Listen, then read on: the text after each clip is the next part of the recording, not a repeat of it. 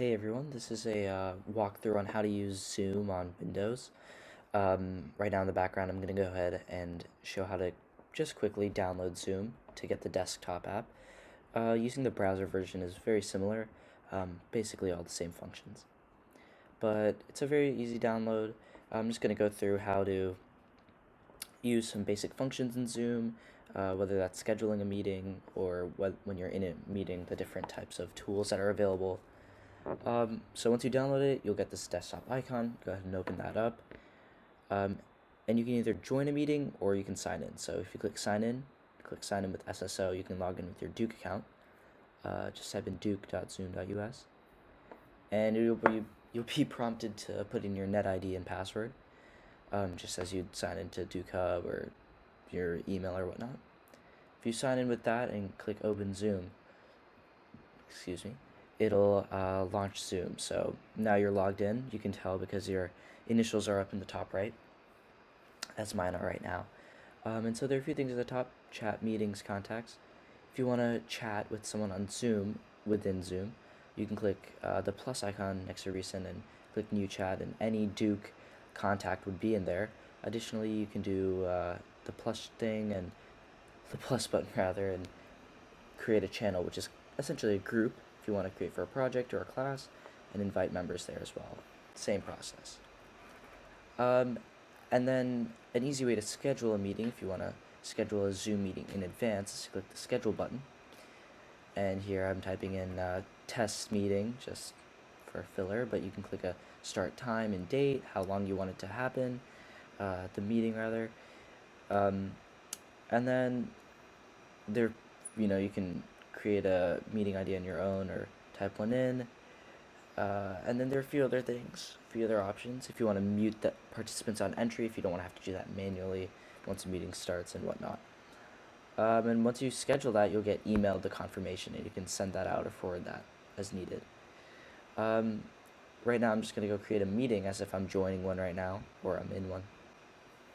And so you'll see I'm joining without video. If your video is on, it would pop up on the screen.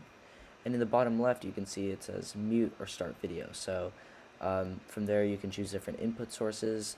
For audio, for video, you can use different input sources as well. And if you just click on the logos, the icons rather, you can turn on or off audio or video.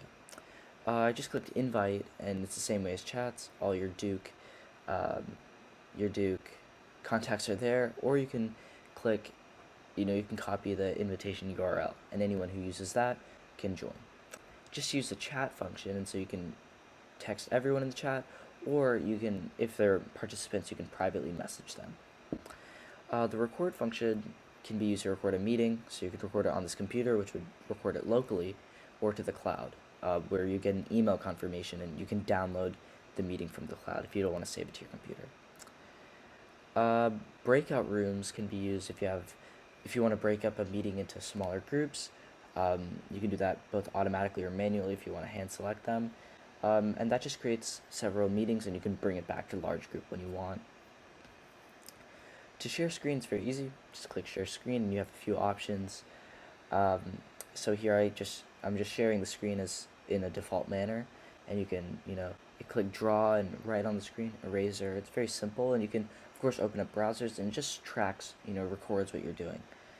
Um, Additionally, you can share the screen and use a whiteboard if you don't need to use, a browser or a different app, and you can just go ahead and write straight on this whiteboard here, and your participants will be able to see that. And you can have multiple people share their screens if you'd like. I'm just going ahead and clicking end meeting. If you want to end meeting for all, it just ends for everyone, obviously, if you're the host. You can leave it on your own. Under meetings, here you can edit and type in, like I'm doing here, what your meeting ID what you want your meeting ID to be, or whatnot, those small little details. And then if you click copy invitation or show meeting invitation, then you can manually copy it. If you just send this to anyone, they can click the link and join the Zoom meeting, or copy this meeting ID, which you can see right here. Yep, right here. And on the first homepage of Zoom, you can just type that in right there to join as well. And so Zoom is really user friendly, pretty simple to use, and I hope this helps you navigate it.